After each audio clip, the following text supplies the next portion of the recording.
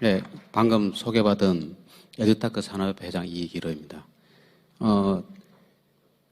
요즘 관중 없이 경기하는 이 스포츠 선수들의 심정이 참 이해가 많이 갑니다. 아마 이 중계로 보고 계신 분들은 이 광경이 잘 안 보이실 텐데요. 어쨌든 그렇습니다.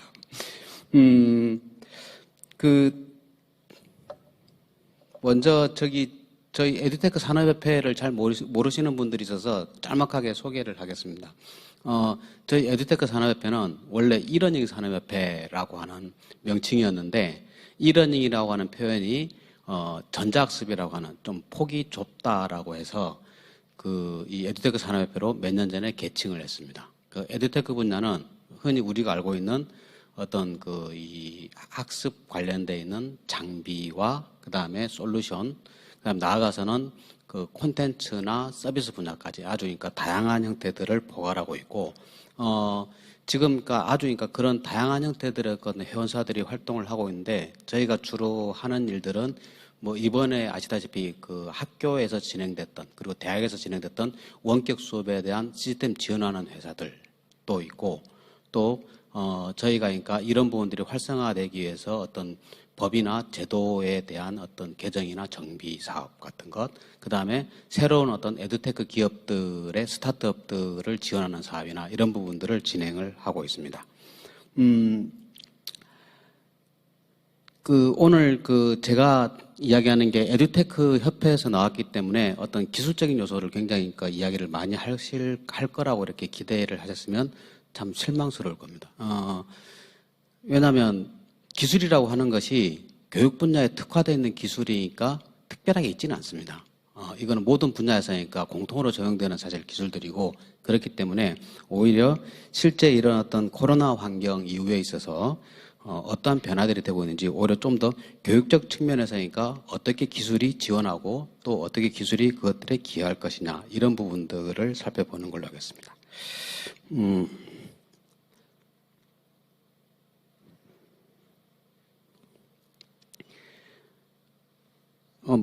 많은 분들이 이야기한 것처럼, 코로나 이후의 인류는, 기존과는 완전히 다른 삶을 살게 될 것이다. 이런 어떤 석학들이 이야기를 많이 하고, 또 이러한 어떤 혁명적인 어떤 전환들이 진행된다라고 다들 생각을 하고 있는데, 이러한 전환들의 출발점이 무엇일까라고 보면, 제가 비록 에듀테크 산업협회를 맡고 있긴 하지만, 어떤 기술의 혁신, 내지는 창의적인 발명, 이런 것보다는 생각의 변화에서 출발한다고 생각을 합니다. 실제, 기술의 문제보다는 인식의 문제, 의지의 문제, 그리고 사람의 문제, 이런 부분들이 사회사니까 지배하는 것이 아닐까라고 생각을 하게 되는데, 온라인 계약할 때 제가 칼럼을 한번 신문에 쓴 적이 있는데, 거기에서도 우리가 온라인 계약을 하게 되면 기술적인 어떤 장애나 이런 부분들이 닥칠 것이다. 그러나 그것은 급격하게 빠른 속도로 해소될 것이다. 대신에 문제는 휴먼 리소스, 인적인 요소들의 다른 어떤 장애들이 점점 더 커질 것이다. 문제는 뭐냐면 이것을 어떻게 해야 되고 왜 해야 되는지, 그리고 원격 수업에 대한 훈련이 부족하다든가 이런 부분들의 문제들이 많이 닥칠 것이라고 생각했고, 현재에 있어서도 그런 부분들의 문제를 어떻게 극복할 것인가 문제가 에듀테크나 내지는 이후에 있어서 어떤 원격 수업이나 비대면 수업을 진행하는데 가장 커다란 과제가 되고 있다라고 생각을 하고 있습니다.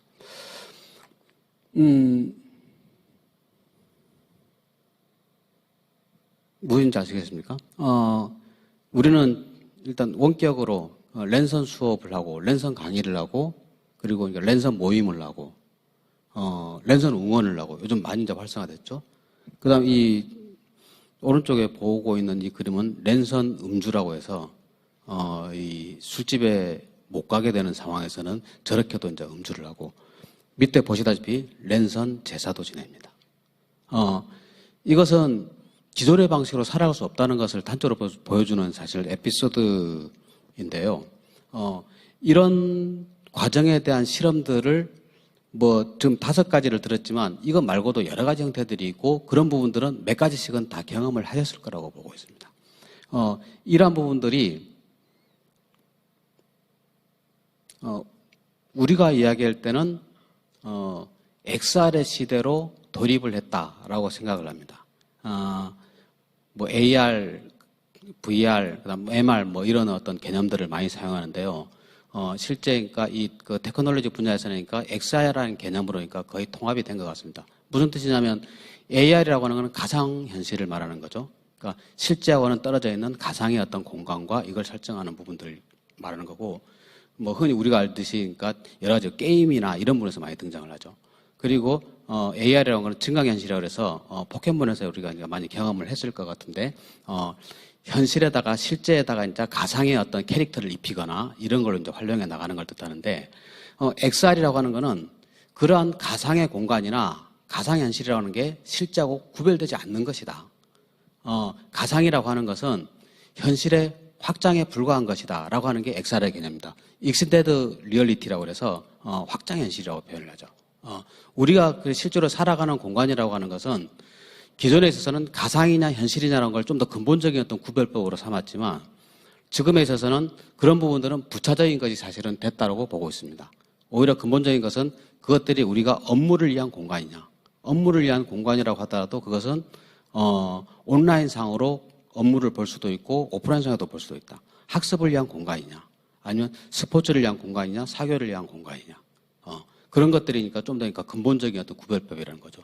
실제 회사들 가운데서는 사무실을 축소하고 각 거점마다 그러니까 모여서 그러니까 이렇게 그 활동을 하거나 업무를 볼 수 있는 이런 구조로 그러니까 전환하는 회사들도 이제 나타나기 시작하고 있습니다. 우리가 그 교육에서만 실제로 그러니까 흩어져서 어떤 하는 게 아니라 실제 그러니까 모든 분야에서 그러니까 일단 어떤 이렇게 흩어져 있고 그런 부분들 갖다 그러니까 특별한 어떤 그러니까 장치나 절차를 거쳐서 그러니까 집중해 나가는 이런 모델들이 사실 나오게 된다는 것들이죠.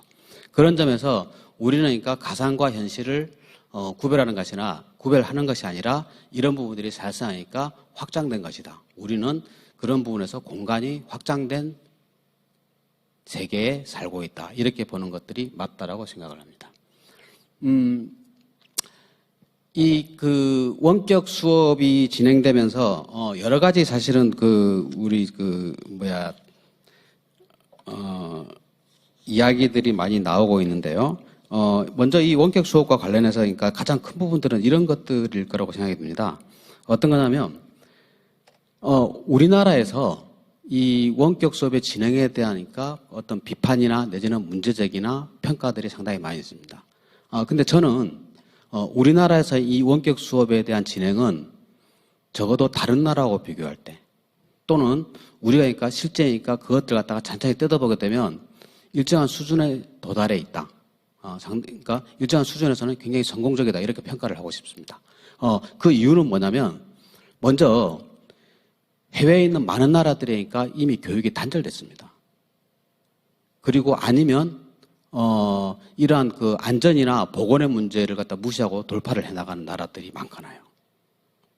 근데 우리나라에서는 그 안전과 보건의 문제, 방역의 문제를 해결해 가면서 실제로 교육의 지속성을 유지한 많지 않은 나라 중에 하나입니다.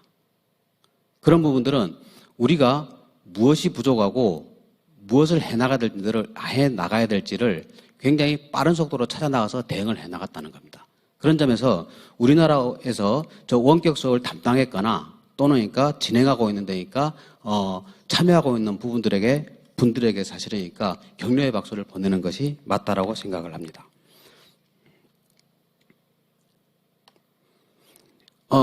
이 자료는 아마 많이 보셨을 것 같습니다. 1학기에 어떤 그 비대면 수업, 원격 계약, 온라인 계약을 끝내고 교육부와 캐리스에서 조사했던 자료입니다. 굉장히 그러니까 많은 학생과 학부모, 그다음에 교사분들을 대상으로 그 조사를 한 것이기 때문에 꽤나 이제 신빙성이 있고 이 부분들에 대해서 일각에서는 아까도 말씀드렸듯이 좀 자화자찬인 것 같다 이런 평가를 하시는 분도 있는데 제가 볼 때는 그러니까 굉장히 근거가 일정하게 있다라고 사실 판단들을 하고 있습니다. 먼저 보게 되면 중고등학교 학생들에게 물었습니다. 원격 수업이 학습에 도움이 되었느냐. 여기에서 약 68% 정도가 매우 도움이 되었다거나 또는 꽤 도움이 되었다. 이렇게 대답을 했고, 그 다음에 그렇지 않다라거나 전혀 그렇지 않다는 대답이 그러니까 한 30여 %, 이렇게 그러니까 나온 걸로 보고 있습니다. 이것은 꼭 중고등학교뿐만 아니라 대학이나 다른 데서도 그러니까 비슷한 어떤 이 분포를 보이고 있는데요. 실제 원격 수업 해보니 해볼 만하다. 그전에는 이것을 진행하는 것에 대한 거부감이나 내지는 그러니까 가능하겠느냐 뭐 이런 생각들을 많이 해나갔던 것 같은데, 실제 해보니 할 만한 요소들이 굉장히 많고 실제로 이후에도 그러니까 진행이 돼 나갈 것이다. 이렇게 이제 생각들을 해나가는 거죠. 그 다음에 교사분들에게 물었습니다. 코로나19 종료 이후에도 필요시 원격 수업을 지속할 의향이 있느냐?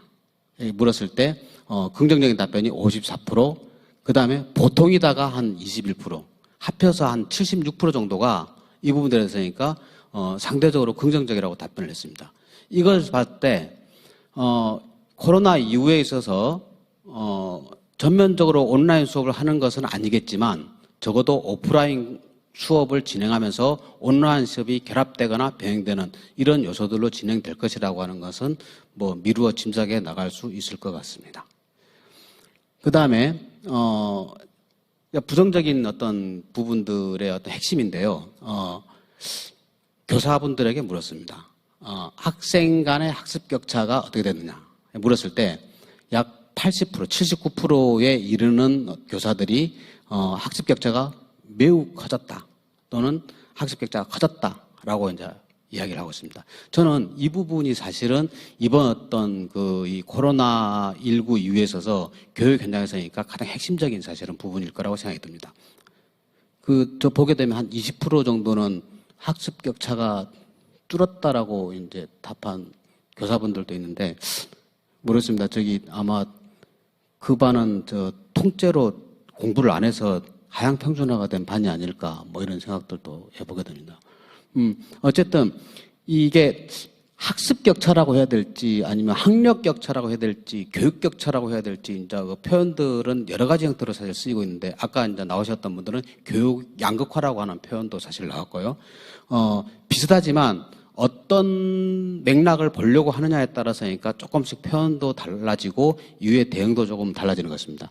근데 제가 이 학력 격차 또는 학습 격차 내지는 학습 결손이라고 하는 부분들이 핵심적이라고 하는 것은 이 부분을 이 극복이 가기 위해서 이 부분을 극복이 가기 위해서 여러 가지 어떤 대안과 대응 방안들이 나오게 되는데, 대부분의 대응 방안이 어떤 거냐면 그래서 학습 격차를 줄이겠다라고 하는 방향으로 사실은 나오고 있습니다. 그 말은 반대로 이야기하면 학습 격차가 비정상적인 상황에서 늘어났으니 이 학습 격차를 줄이는 방향으로 가야 된다. 예를 들면 학생들이 도움받을 수 있는 이 도우미 교사를 늘린다거나 내지는 그러니까 온라인 지원을 해나가니까 장치를 만든다거나 뭐 이런 부분들을 이야기하는 것입니다. 과연 그런지 조금 의문이 듭니다. 이런 부분들은 좀 다른 데서도 좀 드러나는데요.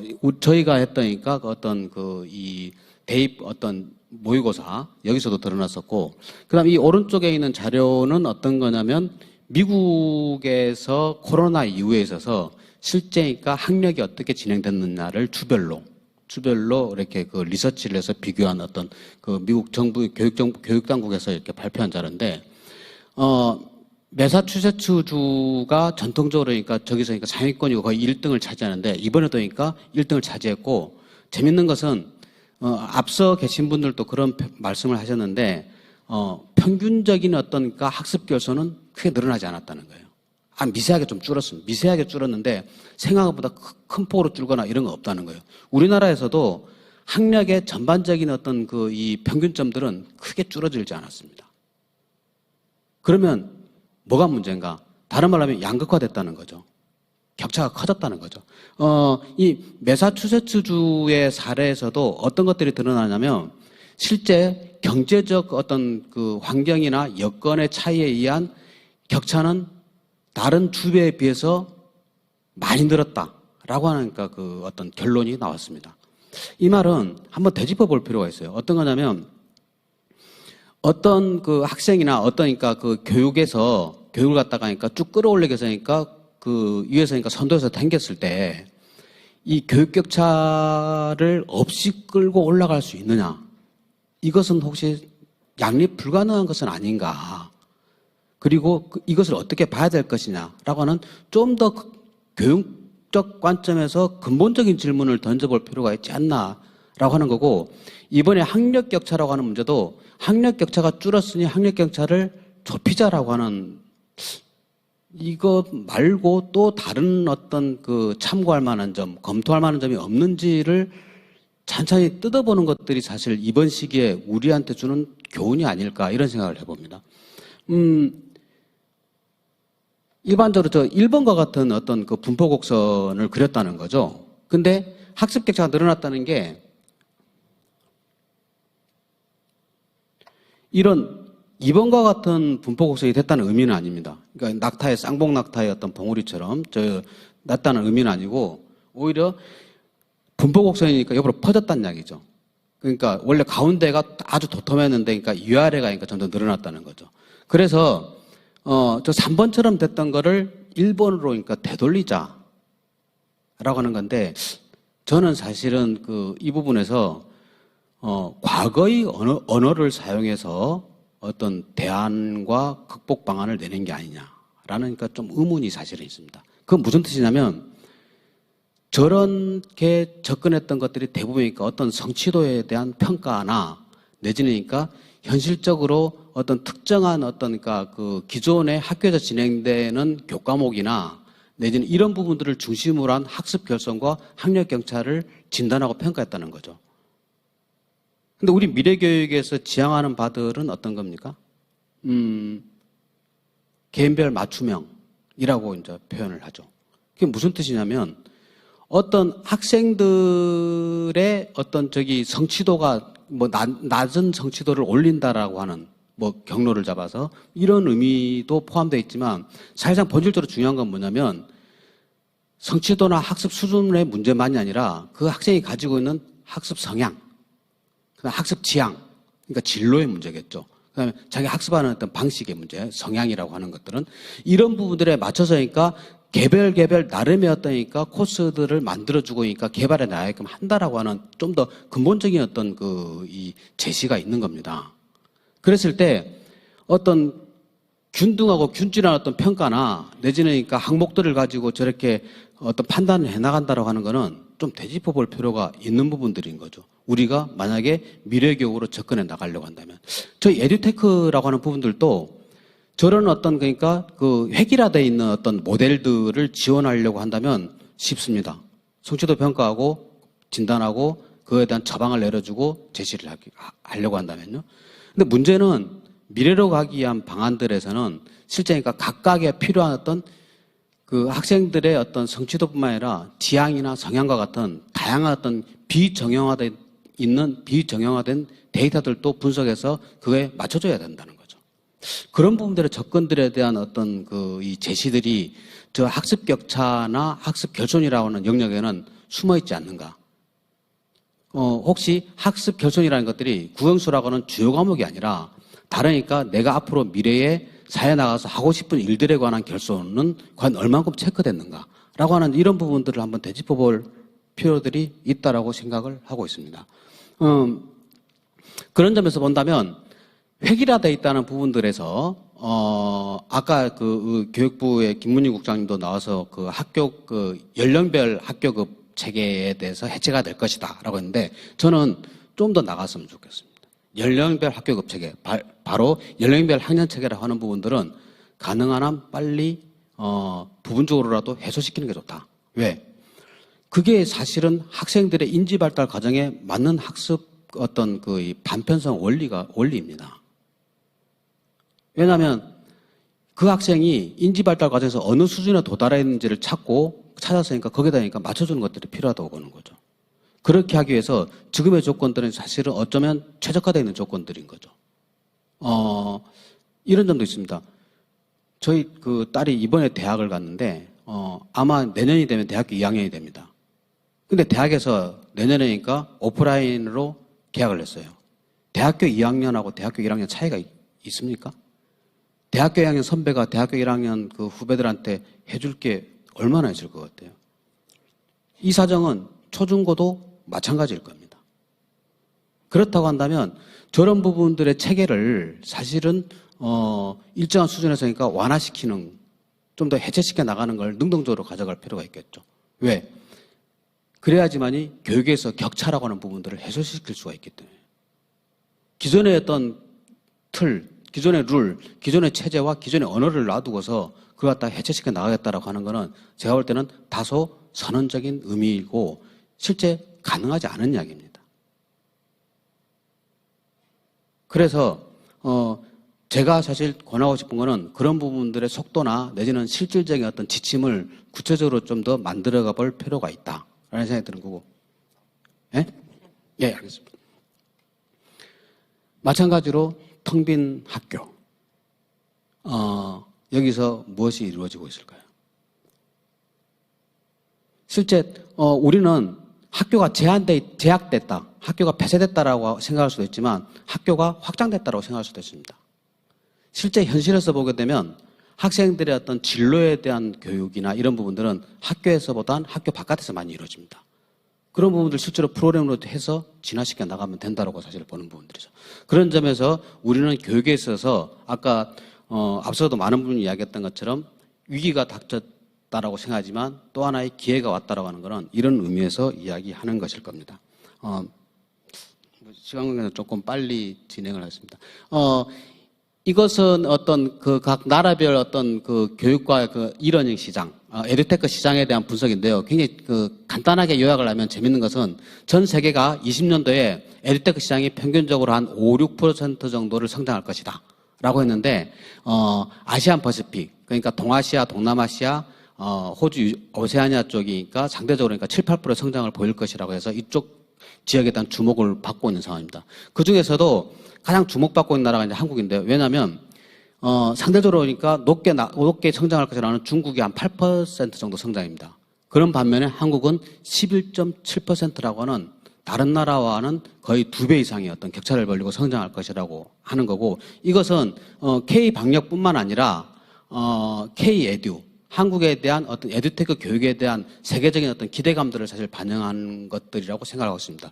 이 자료는 미국에서 나온 어떤 그 코로나 이후에 에듀테크에 관한 심층 보고서에 나와 있는 내용입니다. 이 자료에서 그러니까 11.7%의 어떤 그 성장률을 보인다고 나와 있는 부분들이고요. 조금 빠른 속도로 넘어가도록 하겠습니다. 실제 앞서도 이야기했듯이 우리나라에서 원격 교육 이후에서 하고 교육의 진화는 상대적으로 굉장히 빠른 속도로 진행이 되고 있다고 보고 있고, 저는 긍정적으로 사실은 이 판단들을 하고 있습니다. 지금 보면 에듀테크에 관련되어 있는 그 카탈로그, 메뉴판이 만들어지고 있고, 그 다음에 K 교육에 대한 통합 플랫폼 ISF가 현재 진행이 되고 있고, 그 다음에 교원들의 어떤 디지털 역량을 강화시켜 연수가 굉장히 빠른 속도로 진행이 되고 있습니다. 마찬가지로 에듀테크에 대한 국가 자격증이 현재 이제 개발 중에 있고, 그다음 에듀테크 테크니션들, 그러니까 도움이 드리겠죠. 이런 사람들이 그러니까 만들어진 것도 제한 중에 있는 상황입니다. 그리고 이거는 홀론 IQ에서 나온 어떤 그 랜드스케이프인데요. 교육 에듀테크에 관련되어 있는 굉장히 다양하고 그러니까 방대한 분야들에서 그러니까 에듀테크의 어떤 그러니까 활용들과 진화들이 이루어지고 있다는 내용들입니다.